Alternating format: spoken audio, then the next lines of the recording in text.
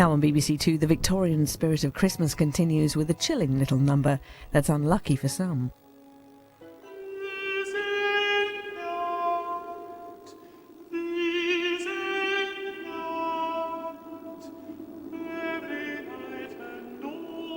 Imagine, if you will, King's College, Cambridge, almost 100 years ago.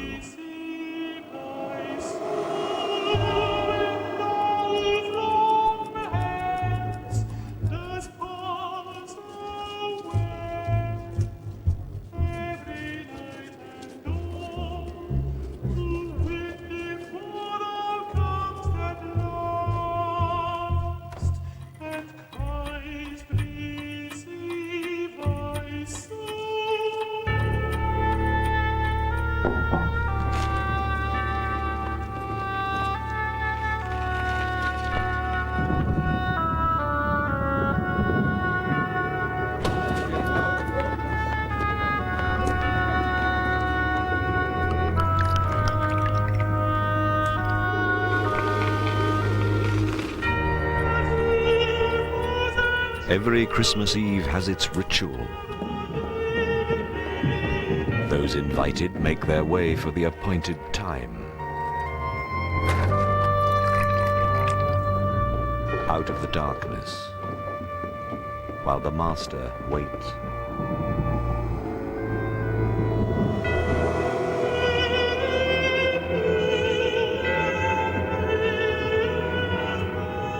Montague Rhodes James, Provost of Kings, scholar, antiquary, and writer of ghost stories.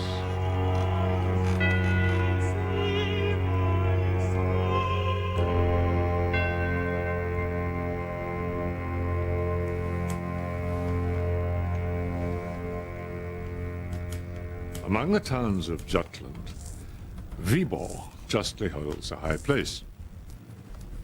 It's the seat of a bishopric. It has a handsome but almost entirely new cathedral, a charming garden, a lake of great beauty, and many stalks, but I am not writing a guidebook. There are good hotels in Viborg, Preisler's and a Phoenix, but my cousin, whose experiences I have to tell you now, went to the Golden Lion the first time that he visited Viborg.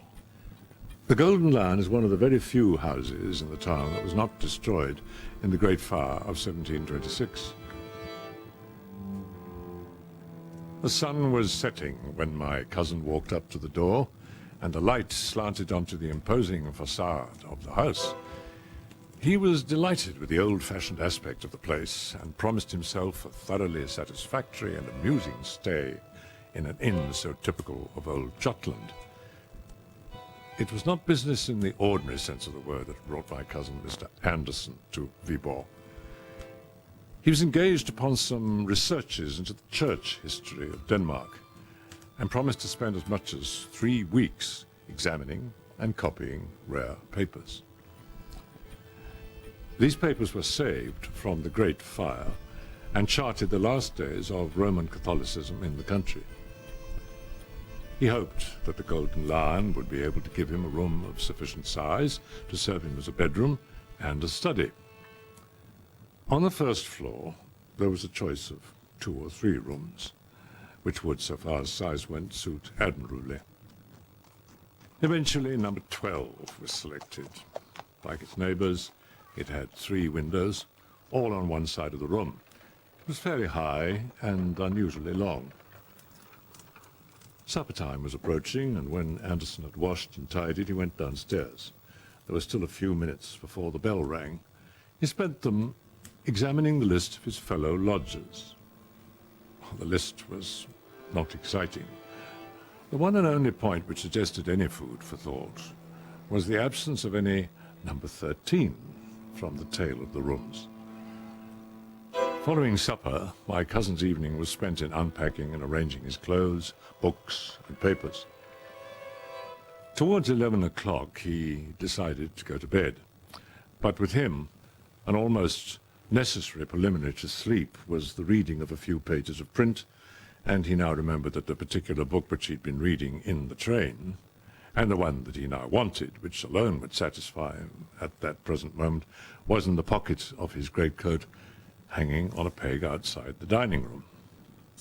To run down and find it would only take a moment, and as the passages were by no means dark, it was not difficult for him to find his way back to his own door. So at least he thought. But when he arrived there and turned the handle, the door entirely refused to open. And he caught the sound of a hasty movement towards it from within. Tried the wrong door, of course. Was his own room to the right or to the left? He glanced at the number.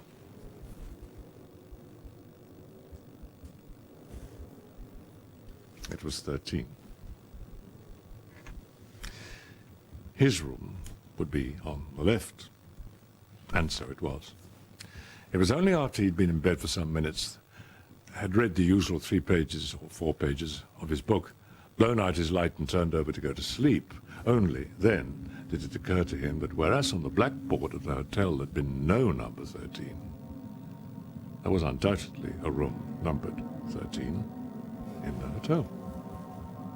But probably it was used as a servant's room or something of the kind. After all, it was most likely not so large or good a room as his own, and he looked drowsily about the room in the half-light from the street lamp. It was a curious effect, he thought. Rooms usually look larger in a dim light than a full one, but this seemed to have contracted in length and grown proportionately higher. Well, sleep was more important than these vague ruminations, and to sleep he went. The next day, Anderson attacked the Riksarkiv, the archives of Viborg. The documents laid before him were far more numerous and interesting than he had anticipated. Besides official papers, there was a large bundle of correspondence relating to Göran Fries, the last Roman Catholic bishop. And these letters were intimate details of his private life. There was much talk of a house in the town that the bishop owned, but did not live in. Its tenant, Master Nicholas Franken, had an infamous reputation, it seemed. The reforming party put it about the city that the tenant of the bishop's house was a disgrace, his life a scandal. He practiced secret and wicked arts, and had sold his soul to the enemy, to Beelzebub, to Satan. It was an outrage that such a creature, this blood-sucker, should be harbored by the bishop. The bishop met these reproaches boldly. He protested his own abhorrence of all such things as secret arts, and required his antagonist to bring the matter before the proper court. No one could be more ready and willing than himself to condemn Nicholas Franken if the evidence showed him to have been guilty of any of the crimes informally alleged against him. On leaving the office, Mr. Anderson was accompanied by the old gentleman who presided over it, and as they walked, the conversation, very naturally, turned to the papers of which I've just been speaking. This house of the Bishop Fries, the archivist said, it is a great puzzle to me where it can have stood. I have studied carefully the topography of Old Viborg, but it is most unlucky. A complete inventory of the bishop's property was made in 1650, which we have in the archive, but the section that listed where the town property was, that has been destroyed. After taking some exercise, I forget exactly how or where, Anderson went back to the Golden Lion, his supper, his game of patience, and his bed. On the way to his room, it occurred to him that he had forgotten to talk to the landlord about the omission of number 13 from the hotel. and also that he might as well make sure that number 13 did actually exist before he made any reference to the matter. The decision wasn't difficult to arrive at. There was the door, with its number as plain as could be. And work of some kind was evidently going on inside it, for as he neared the door he could hear footsteps and voices, or a voice within. In the next few seconds, while he was making sure of the number of the room, the footsteps stopped, seemingly very near the door, and he was a little startled to hear hissing, quick breaths, like someone in a state of high excitement. He went on to his own room and was surprised to find how cramped it seemed. In the meantime, he wanted something. As far as I remember, it was a pocket handkerchief out of his portmanteau, which had been placed by the porter on a very inadequate trestle or stool against the wall at the farthest end of the room from his bed. Here was a very curious thing. The portmanteau was not to be seen. Oh, it must have been moved by officious servants. Doubtless the contents had been put in the wardrobe. No, there was nothing there. This was maddening. He went to the right-hand window and looked out on the quiet street. It was a dark night. No passers-by. There was a tall building opposite, with large spaces of dead wall. The light was behind him, and he could see his own shadow clearly cast on the wall. Also the shadow of the bearded man in number 11 on the left, who passed to and fro in his shirt sleeves once or twice, and was seen first brushing his hair, and later on in a nightgown. Also the shadow of the occupant of number 13 on the right. Number 13 was, like himself, leaning his elbows on the windowsill, looking out into the street. He seemed to be a tall, thin man. Or was it by any chance a woman? At least it was someone who covered his or her head with some kind of drapery before going to bed. And Anderson thought he must have a red lampshade in the room. And the lamp must be flickering very much. Now came a distant step in the street, and its approach seemed to recall number 13 to a sense of his exposed position, for very swiftly and suddenly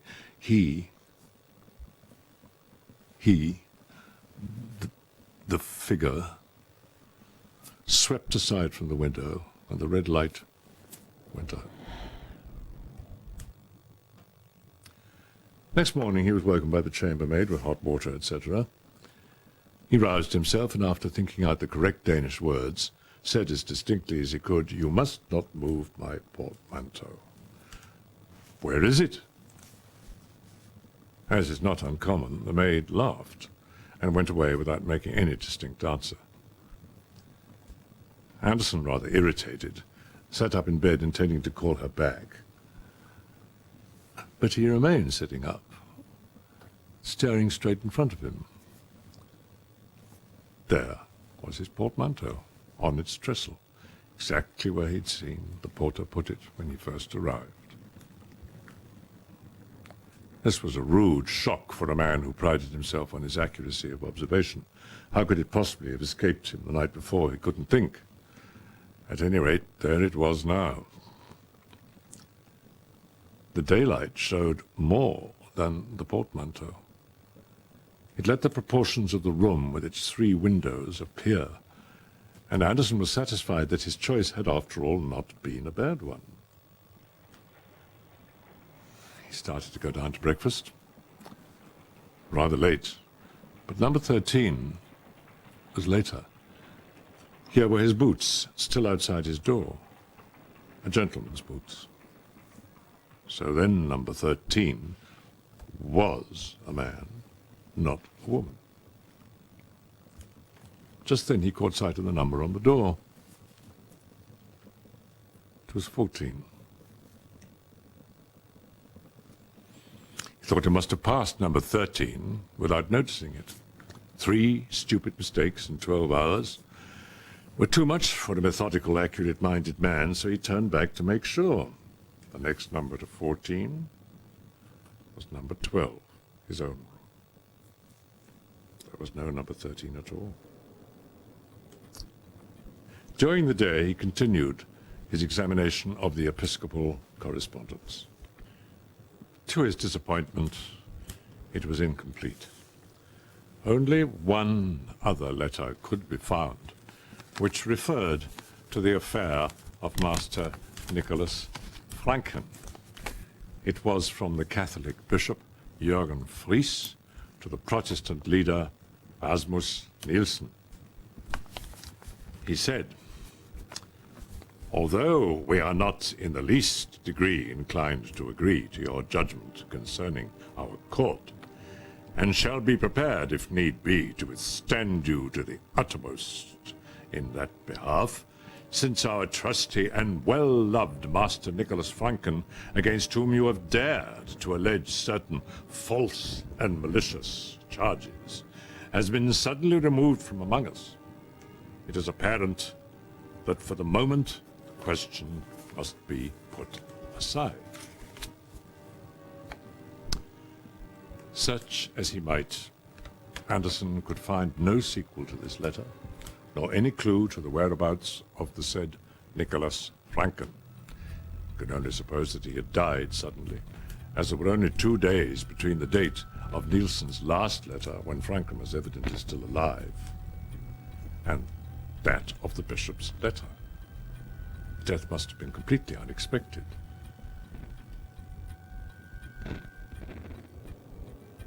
At supper, my cousin found himself next to the landlord. "When you came here, was there a number 13? No. No, there was not. Then what did you use your number 13 for?" asked Anderson. "My number 13? Why, don't I tell you there isn't such a thing in the house? I thought you might have noticed that. If there was, it would be next door to your own room." Anderson was in some ways relieved by his certainty, but still puzzled, and he began to think that the best way to make sure whether he had indeed been subject to an illusion or not was to invite the landlord to his room to smoke a cigar later on in the evening. Herr Christensen was flattered by the invitation and very willingly accepted it. At about 10 o'clock he was to make his appearance, but before that Anderson had some letters to write, and he went upstairs to do so. Truth to tell, an embarrassing truth too, he was becoming quite nervous about the question of the existence of number 13, so much so that he approached his room by way of number 11, in order that he might not have to pass the door, or the place where the door ought to be. He looked quickly and suspiciously about the room when he entered it, but there was nothing beyond the indefinable air of being smaller than usual, nothing to justify any misgivings. Anderson wrote his letters, ordered in whiskey and soda, and then when he'd finished he went to the window and studied the dead wall opposite and the shadows upon it. As far as he could remember, number 14 had been occupied by the lawyer, a staid man, who said little at meals, being generally engaged in studying a small bundle of papers beside his plate. Apparently, however, he was in the habit of giving vent to his animal spirits when alone. Why else should he be dancing? The shadow from the next room evidently showed that he was. Again and again, his thin form crossed the window, his arms waved, and a gaunt leg was kicked up with surprising agility. He seemed to be barefooted, and the floor must be well laid. No sound gave away his movements. The landlord at this moment knocked at Anderson's door. To judge from his look of surprise when he found himself in the room, Herr Christensen was struck, as Anderson had been, by something unusual in its aspect. But at that moment the lawyer began to sing, and to sing in a manner which could leave no doubt in anyone's mind that he was either exceedingly drunk or raving mad. It was a high, thin voice that they heard, and it seemed dry, as if from long disuse. Singing a song, you could call it. It went sailing up to a surprising height and was carried down with a despairing moan, like a winter wind in a hollow chimney or an organ when the bellows suddenly fail.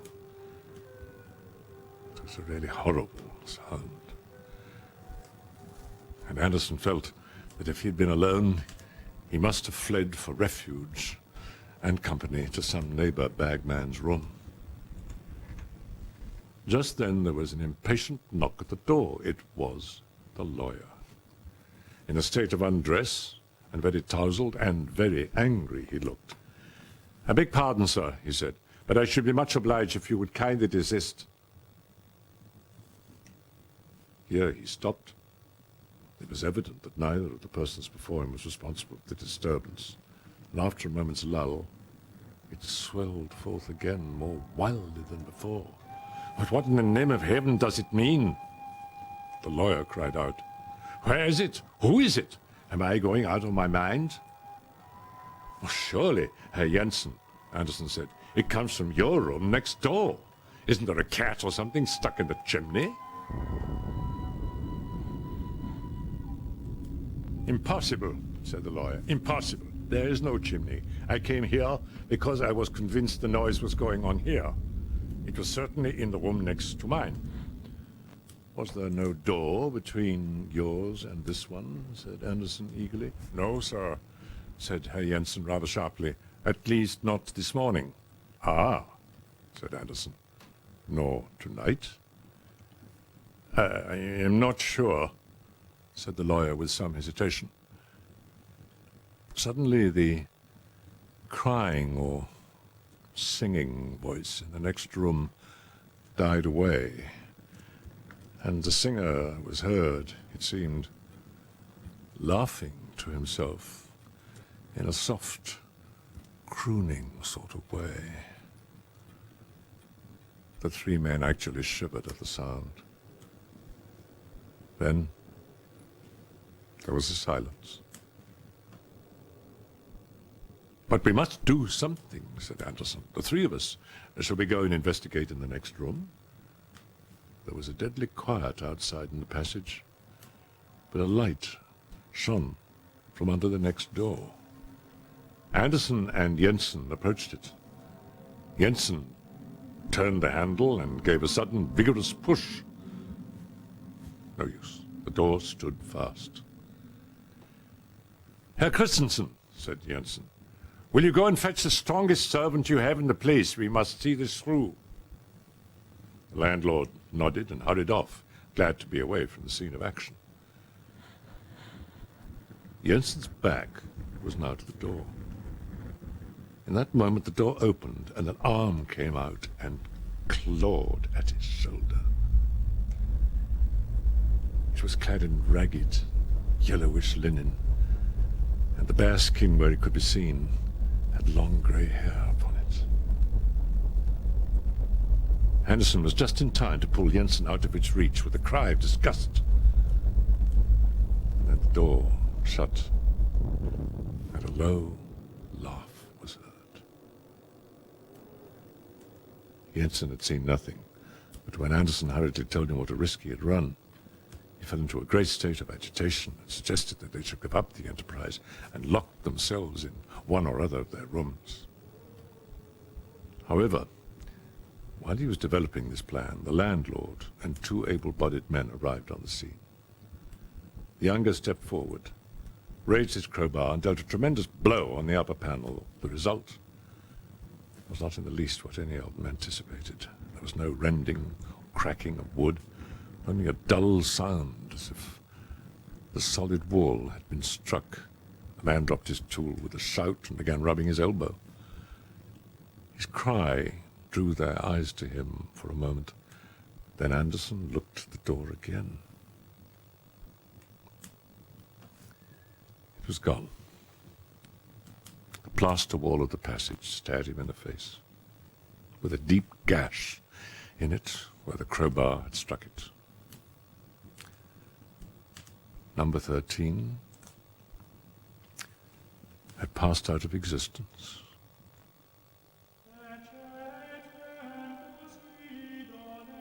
An early cock crowed in the yard, and as Anderson glanced in the direction of the sound, he saw through the window at the end of the long passage that the eastern sky was paling to the dawn.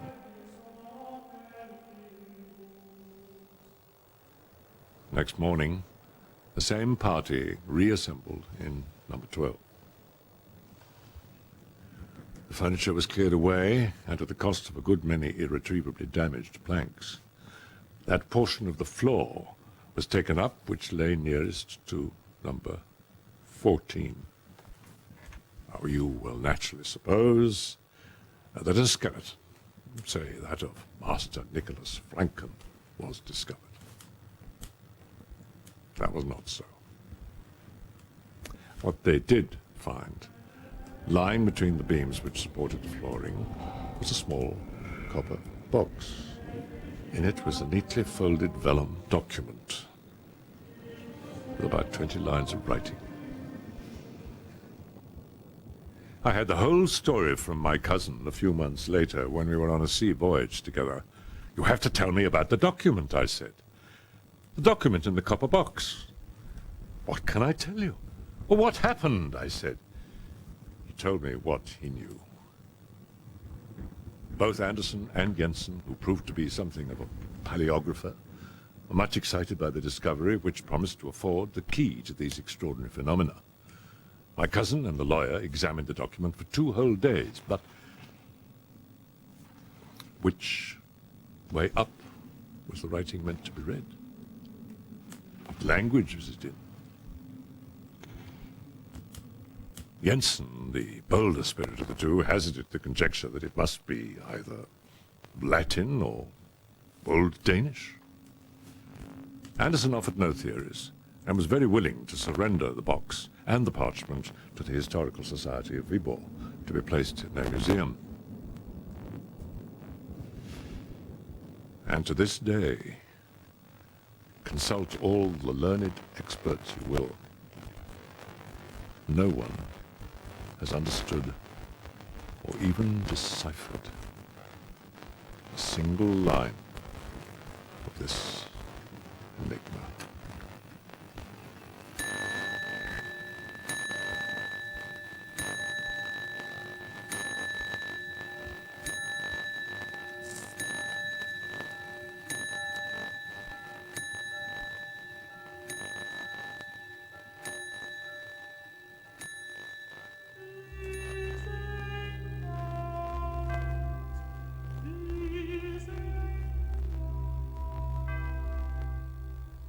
The final ghost story for Christmas, A Warning to the Curious, is on New Year's Eve at 9:45 here on BBC Two.